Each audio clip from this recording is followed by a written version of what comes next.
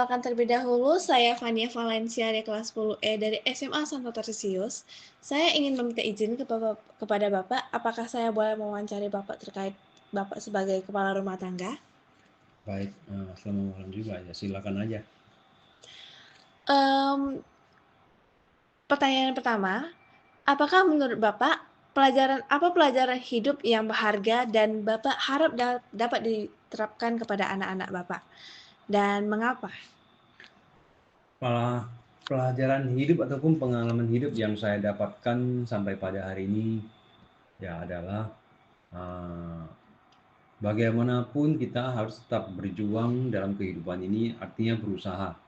Berusaha memperjuangkan kehidupan ini dengan bekerja giat, ya, dan dengan belajar terus-menerus dan berusaha tidak patah semangat, ya, berusaha tidak menyerah. Dan kita jika pengen mencapai sesuatu atau tentunya dalam berusaha, jangan merasa puas dengan hasil yang kita dapat.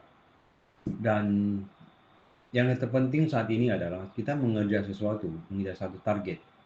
Bila sampai pada uh, waktunya, misalnya kita mengejar ini cukup sampai segini, masih belum capai target kita, jangan cuma menyerah itu. Jangan pikir kita hanya sampai kemampuan kita sampai sini. Teruslah mengejar sampai tahap itu tercapai, sehingga baru bisa mencapai kesuksesan.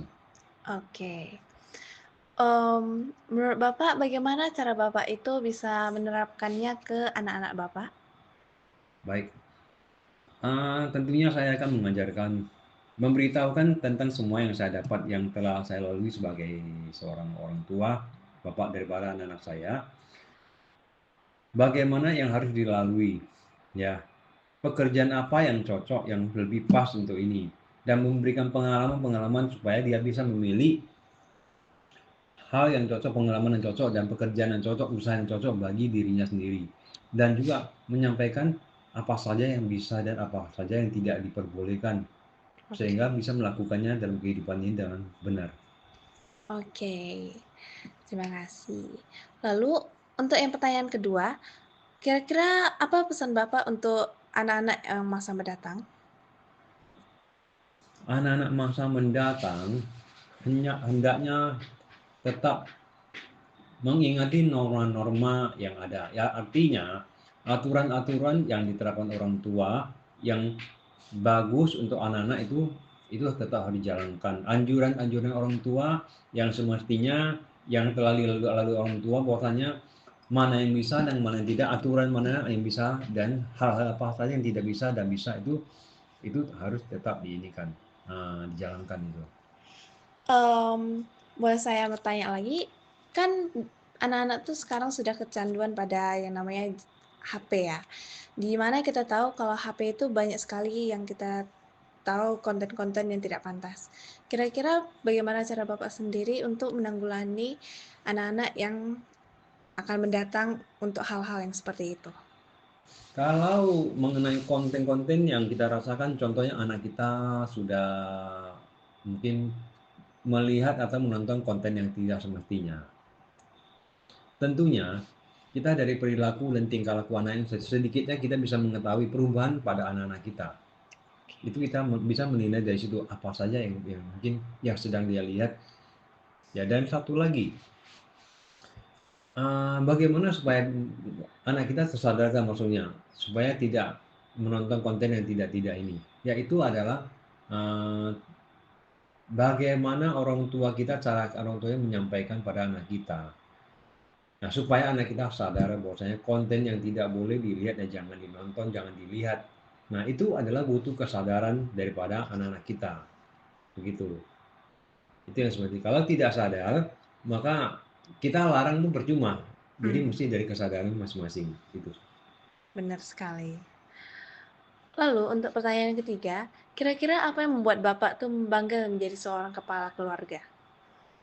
Eh, Kata bangga ya, kata bangga sih, mungkin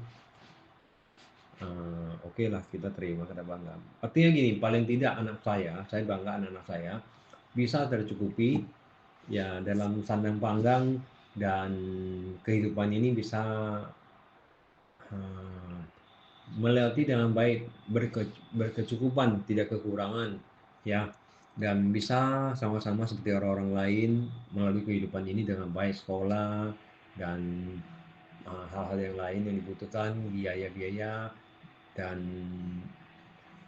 tentang mungkin kehidupan yang dijalankan sekarang tidak kurang dari orang lain. Itu saja, itu kita sudah mungkin bangga ya, bahwasanya kita bisa membuat anak-anak kita ikut sama orang bahagia begitu. Ya. Jika kita membahas keuangan, apabila jika Bapak berada dalam kondisi ataupun situasi yang krisis seperti kehilangan pekerjaan ataupun yang berada dalam keuangan finansial, kira-kira apa strategi Bapak untuk tetap menjaga stabilitas keluarga Bapak? Kalau mengenai itu, bila hal-hal itu terjadi, kita doakan tidak terjadi. Kalaupun hal itu terjadi, misalnya kita terjadi krisis keuangan, tentunya kita harus mengajak keluarga kita semuanya, dari anak-anak sampai ke ibu, ya semuanya, untuk duduk bersama membicarakan hal-hal yang akan dilalui. Ya mungkin kita mengajak untuk saling mengerti bahwa keadaan yang ada, memahami keadaan yang ada. Mungkin kita saling kerjasama sehingga bisa mengurangi biaya-biaya yang tidak butuh dan tidak pantas, sehingga tetap bisa mengatur sistem keuangan rumah tangga ini dengan baik walaupun ada masalah, sampai kembali normal kembali, bisnisnya capai bagus kembali. Itu. Jadi sementara kita mengajak, langkah yang terbaik dan mengajak keluarga untuk berbicara dan saling mendiskusikan, saling merumuskan, saling merencanakan keuangan ini bagaimana dan bagaimana sehingga mencapai titik kembalinya. Oke. Gitu. Saya penasaran nih, kira-kira bagaimana cara Bapak tuh membagi waktu antara pekerjaan dengan keluarga Bapak sendiri? Wah, ini memang adalah sebuah tanggung jawab bagi orang tua. Bukan saja kita sanggup memberikan makan, uang yang ada, namun sebagai bapak yang baik, kita juga harus mengatur waktu. Jadi saya mengatur waktunya begini. Di pagi hari saya akan bekerja semaksimal mungkin dan beraktivitas seperti biasanya, ya. Contohnya dari bekerja sampai ke olahraga dan lain-lainnya, saya akan melaksanakan dengan baik.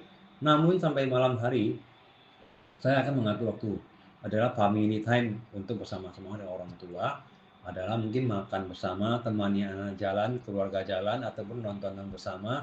Ya, jadi setiap harinya kami ada family time untuk bersama-sama dengan orang tua melihat itu, sehingga tidak hanya keuangan dan nafkah yang kita berikan, ya, kontak batin seperti itu, hubungan harmonis seperti itu juga dibutuhkan, menurut saya begitu. Oke. Kira-kira prinsip apa sih yang Bapak pegang sehingga Bapak tuh bisa sampai hingga saat ini membangun keluarga yang harmonis dan sejahtera? Kira-kira prinsip apa sih yang Bapak pegang? Prinsip bertanggung jawab. Bertanggung jawab akan menjadi kepala keluarga. Ingat bahwa kita adalah kepala keluarga. Anak-anak, orang istri dan anak itu adalah di bawah tanggung jawab kita. Maka kita harus melakukannya semaksimal mungkin. Prinsip bertanggung jawab, disiplin. Tanggung jawab dan disiplin itu yang penting. Jadi saya pegang itu semua sampai pada hari ini sehingga keluarga kita bisa berjalan dengan baik. Gitu. Oke Pak, kira-kira segini saja yang ingin kami tanyakan mengenai Bapak sebagai kepala rumah tangga. Terima kasih atas waktu yang Bapak telah berikan kepada kami untuk menjawab pertanyaan-pertanyaan ini. Dan kami doakan selalu keluarga Bapak selalu harmonis dan sejahtera selalu. Dan semoga Bapak diberikan rezeki yang melimpah ya. Terima kasih ya Pak. Terima kasih kembali, selamat malam. Dan terima kasih telah berkenan untuk hadir di sini mewawancarai saya. Semoga pengalaman saya bagian bermanfaat bagi kalian semuanya. Amin, tokoh. Ya. Kamsia. Kali ini bagaimana sih cara Ibu tuh membagi waktu antara pekerjaan dengan anak? Biasanya saya bangun lebih awal, terus siapin makanan untuk sarapan, sekalian untuk bawa bekal, baru antar anak dulu, pulang baru bersih-bersih rumah, nah baru lanjut masak siang, untuk makan siang. Nah, kira-kira apa sih hambatan yang Ibu sering alami ketika sedang menjalankan pekerjaan Ibu rumah tangga? Biasanya yang susah bagi waktu itu pas di mau Saya kan ada ngajar, jadi susah bagi waktu antara mau jemput anak sama mau ngajar. Oke. Kira-kira menurut Ibu sendiri apa sih peran Ibu dalam keluarga?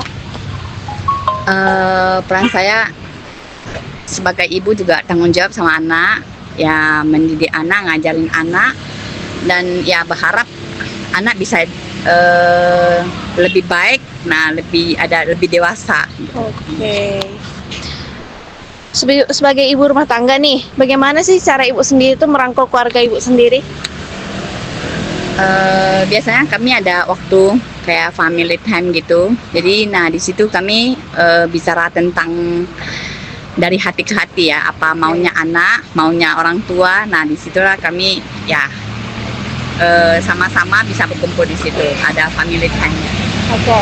Ini yang terakhir nih Bu, kira-kira karakter seperti apa yang diperlukan oleh seorang ibu rumah tangga? Karakter untuk anak. Karakter ibu rumah tangga. Oh ya, karakternya sebagai ibu harus bisa mandiri. Jadi di situ karakter seorang ibu itu penting ya, karena itu juga jadi contoh buat anak untuk masa depannya. Nah di situ mereka juga bisa melihat ibunya berusaha membuat keluarga ini jadi lebih baik, ya lebih bahagia. Oke.